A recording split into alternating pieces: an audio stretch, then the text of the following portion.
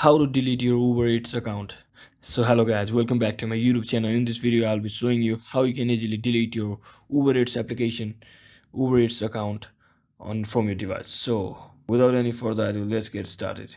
So first thing, head over to any of your browser and simply search in the following keywords.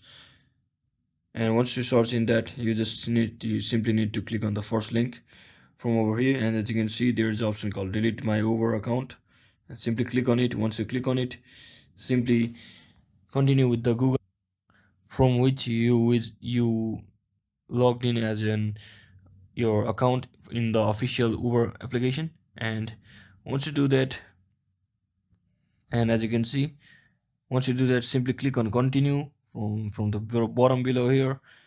It will also show you the number of total rides and total orders. So simply click on continue, and it will ask you to specify the region and simply click on delete account.